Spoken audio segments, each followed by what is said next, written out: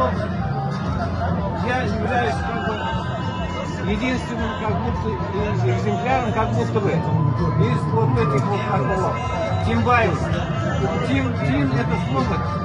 В общем, Исмаил, наш Исмаил. Вот. Он был четвертый у него сын, звали его Тимбай. Вот оттуда наша фамилия, видать, пошла. В общем, это род, мама у меня Измайлова тоже. А наше вообще селение, наш дед был Бекбуза. Это вот 16-й год, астраханцы знают. Вот Ростопулов, сейчас Равиль живет. Вот. Там держали тогда в свое время подворье было, помню, сенокосилка. В 30-х годах он неожиданно ночью пропал. Отец мой бежал и оказался в Махово. Вы знаете, Володарский район. Там мы жили, я там родился. В комбинат имени Куйбышева был, там град работал мой, Вексулат, 29-го года. Я не задерживаю ваше внимание? Нет, приятно.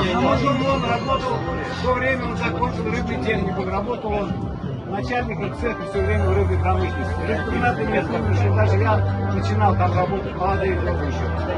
Вот таким образом наша семья сейчас нет никого. Ни отца нет, ни брата нет. Брата, сын один остался, там в Тумаке живет сейчас. Но я хотел сказать спасибо вам, Рамилю.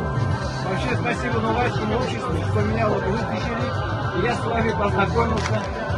Может быть, от меня сейчас никакого толка не будет, просто как я представитель этого народа. Ага, вы наш символ. Да, отец мой сказал так, когда я спрашивал его, кто мы, в паспорте написано татарин. Он говорит, вы Новайский. Какой род? Он говорит,